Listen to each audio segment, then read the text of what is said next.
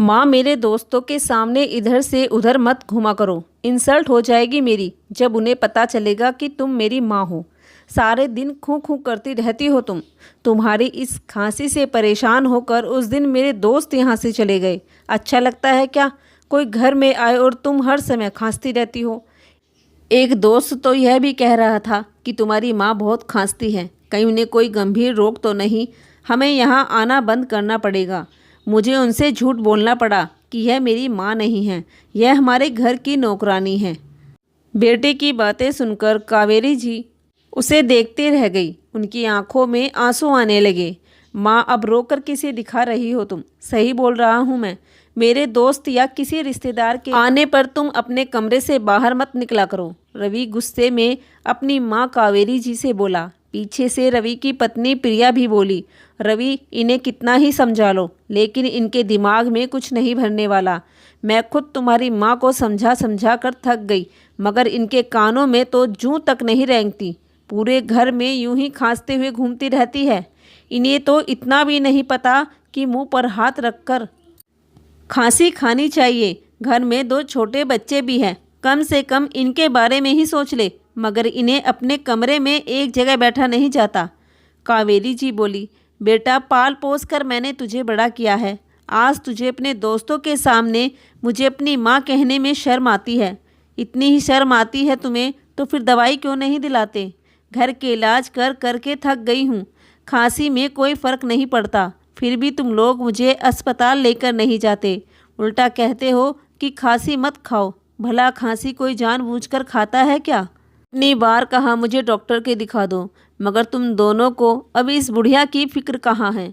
बहू कावेरी जी से चिल्लाते हुए बोली, हाँ, नहीं है हमारे पास आपके लिए पैसे।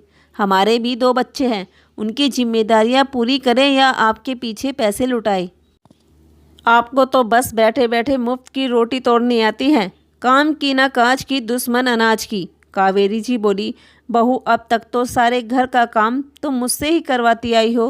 तुमने तो सिर्फ बच्चे बड़े करने में अपनी उम्र बिताई है, मगर मैंने इस मकान को घर बनाने में अपनी उम्र बिताई है। घर का एक एक कोना सजाया है मैंने। घर की साफ सफाई से लेकर रसोई भी संभालते आई हूँ मैं। मगर आज तक इतने दिनों से यह बुढ़िया खांसे जा रही है तो किसी को रत्ती भर भी फिक्र नहीं मेरी। रवि बोला, माँ, कौन सा गलत बोल रही है मेरी पत्नी? बिल्कुल सही कह रही है वो। अब आपकी तो उम्र हो चली है, मगर हमारे बच्चों के सामने तो उनका पूरा भविष्य पड़ा है। आपको तो अब भगवान उठा भी ले तो कोई बात नहीं, तुम अब इस उम्र में जी कर करोगी भी क्या? रवि मुंह बनाते हुए बोला। कावेरी जी बोली, वाह बेटा, अच्छा सिला दिया तूने मेरी ममता का। अच्छा हुआ तेरे बाबूजी मुझसे पहले ही इस दुनिया से चले गए, वरना अगर आज वह यह सब सुनते तो जीते जी मर जाते। हमने जब तुझे पाला पोसा तो कभी तेरे दादा दादी को नज़रअंदाज नहीं किया, क्योंकि तेरे आने से उनकी अहमियत कम नहीं हो गई थी। माना इंसान पर अपने बड़ों और अपने छोटों दोनों का भार होता है, मगर इसका अर्थ कदापि यह नहीं कि वह बूढ़ों को मरने के लिए छोड़ दे। मगर आज तूने यह साबित कर दिया है कि तुझे और बहू को मेरी बिल्कुल भी ज़रूरत नहीं है, क्योंकि मैं तो तुम्हारी नज़रों में सिर्फ एक नौकरानी हूँ। कहकर कावेरी जी अपने कमरे में जाकर रो पड़ी। भला कोई बेटा अपनी माँ को ऐसे कड़वे शब्द कैसे बोल सकता है? दोस्तों के सामने मुझे नौकरानी बता सकता है, लेकिन 4 पैसे खर्च करके मेरा इलाज नहीं करा सकता। पत्नी की खुशियों का ख्याल है इसे, लेकिन बीमार माँ की बिल्कुल भी परवाह नहीं। यही सोच सोचकर कावेरी जी रोए जा रही थी। अभी 4 दिन पहले की ही तो बात है, जब कावेरी जी अचानक बेटे बहू के कमरे में पहुंच गई थी। तब अचानक कावेरी जी को देखकर प्रिया के हाथों से हड़बड़ाहट में सोने की चैन का डब्बा नीचे गिर गया, जिस पर लिखा था, हैप्पी बर्थडे प्रिया, यह गिफ्ट तुम्हारे प्यारे पति की तरफ से। प्रिया ने फटाफट गिफ्ट उठाया और अलमारी में रख दिया और सब पका कर बोली, माँ जी, आप क्यों मेरे कमरे में आ गई? क्या काम था? मुझे बाहर ही बुला लिया होता।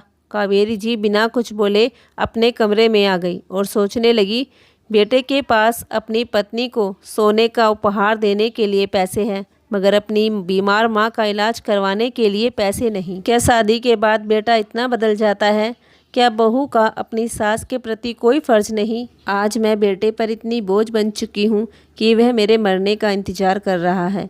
आखिर मुझ पर बेटे का कितना खर्च हो जाता होगा। लगभग 4 या 5 साल से तो मैंने एक साड़ी भी नहीं खरीदी है। उल्टा घर का सारा काम करती हूँ, वह अलग। फिर भी मैं इन दोनों पर बोझ बन चुकी हूँ। यह सोचकर वह बहुत रो रही थी। इतने शब्द सुनने के बाद उनकी हिम्मत हारने लगी थी। उन्हें रवि के बचपन के दिन याद आ गए। रवि अपनी माँ कावेरी और पिता जगदीश जी का लाडला बेटा था। जगदीश जी कहते थे, देखना कावेरी, एक दिन हमारा बेटा हमारा नाम रोशन करेगा। रवि केवल 12 वर्ष का था और जगदीश जी का निधन हो गया, मगर कावेरी जी ने सिलाई कढ़ाई का काम करके रवि की पढ़ाई पूरी करवाई। आगे चलकर रवि का पढ़ाई में मन नहीं लगता था। उसने जैसे तैसे पढ़ाई तो पूरी कर ली, मगर नौकरी नहीं की और खुद का व्यवसाय खोला। कावेरी जी ने रवि की शादी करवा दी। शुरुआती दिनों में तो सब सही चल रहा था, मगर धीरे धीरे बहू प्रिया ने अपने असली रंग दिखाने शुरू कर दिए।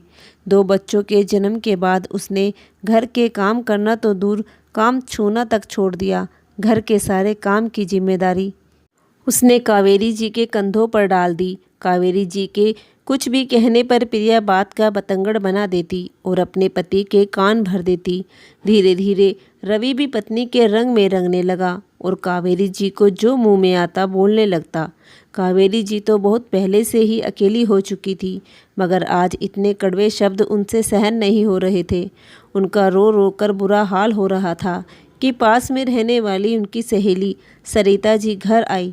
कावेरी जी से बोली, एक खुशखबरी है कावेरी, कल ही अपने गांव में एक डॉक्टर पति पत्नी आए हैं। सुना है विदेश से आए हैं, जो हम जैसे बूढ़ों का इलाज मुफ्त में कर रहे हैं। उनके साथ उनका 4 साल का बेटा भी है। सुना है थोड़े दिन यहाँ भारत में ही रहेंगे, ताकि हम जैसे बूढ़ों का इलाज मुफ्त में कर सके। कावेरी जी खुश होकर बोली, क्या वह मेरा इलाज भी करेंगे?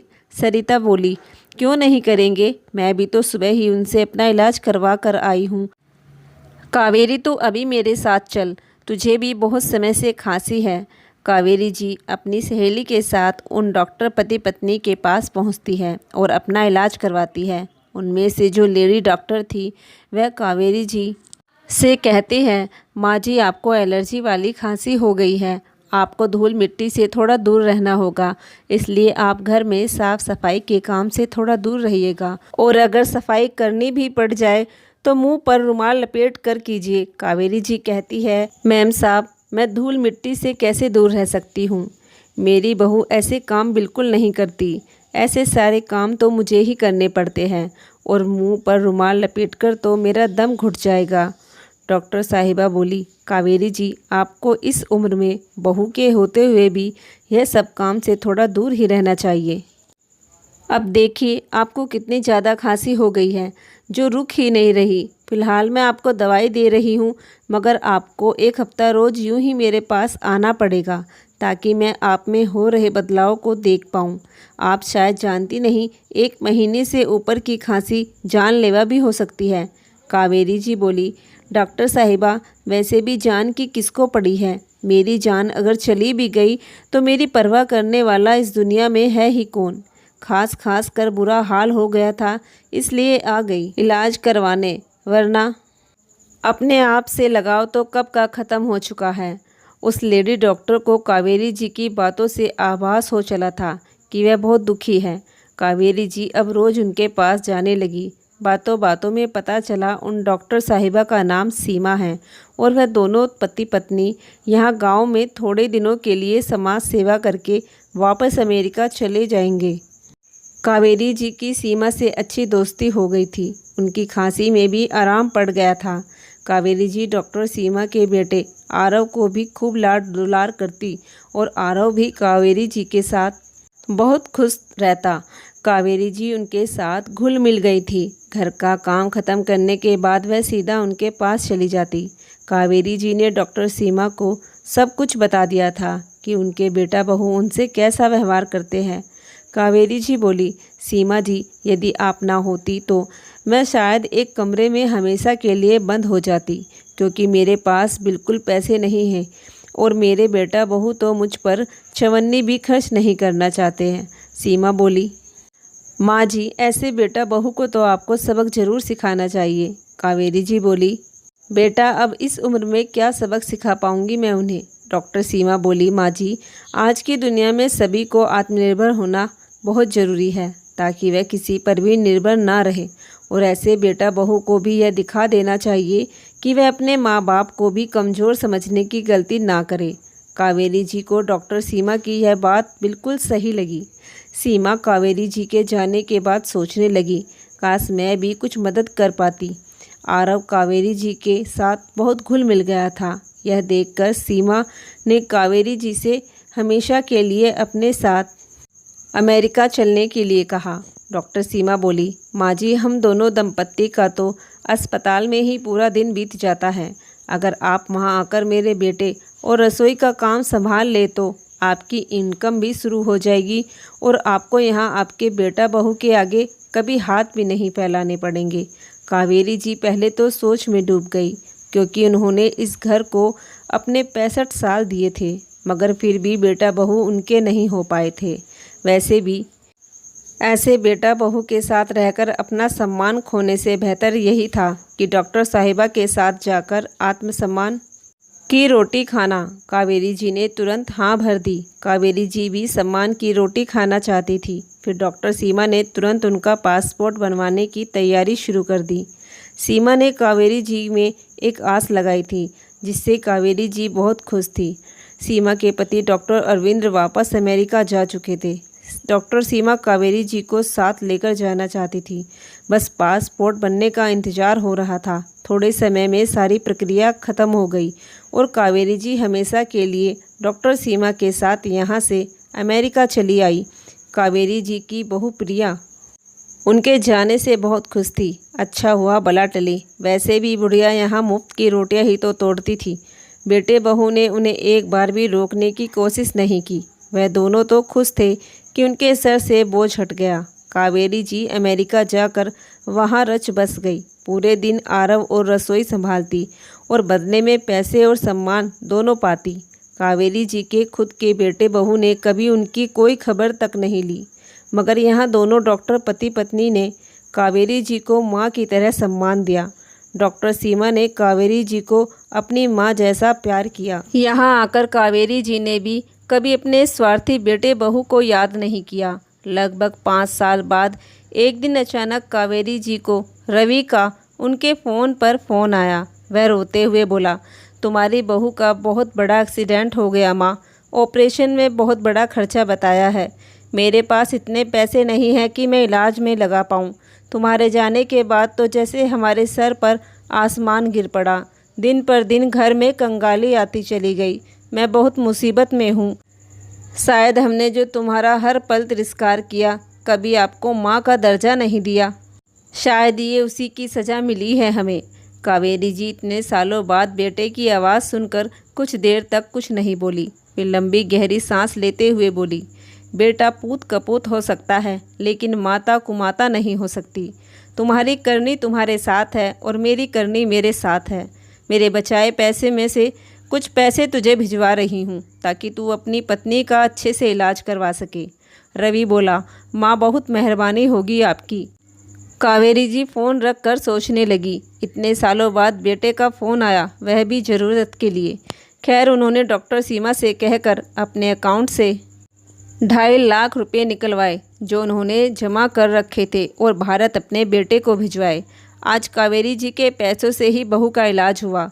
जो बेटा बहू कभी अपनी माँ को सम्मान ना दे पाए, उसका इलाज ना करा पाए, आज उन्हीं के कमाए पैसों से अपना काम करवा पाए। कावेरी जी यहाँ अमेरिका में बहुत खुश थी, क्योंकि वह आत्मसम्मान की रोटी जो खाती थी, ना कि बेटे बहू के टुकड़ों पर पल रही थी। उन्होंने कभी भी नहीं सोचा कि ज़िंदगी उन्हें नया मौका देगी। वह तो यही सोचकर हिम्मत हार गई थी कि शायद अब पूरी ज़िंदगी बेटे बहू के ताने सुनने पड़ेंगे, मगर भगवान ने उन्हें फिर से नया मौका दिया था, नई जिंदगी दी थी, जो वह आज आत्मसम्मान के साथ जी रही थी। दोस्तों, जो लोग अपने बूढ़े माँ बाप को बोझ समझते हैं, वह यह नहीं जानते कि वही बूढ़े माँ बाप ही उनके घर की रौनक होते हैं।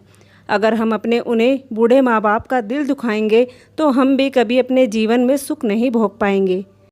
दोस्तों, अगर कहानी पसंद आई हो तो प्लीज़ हमारे चैनल को सब्सक्राइब कर लीजिए। धन्यवाद।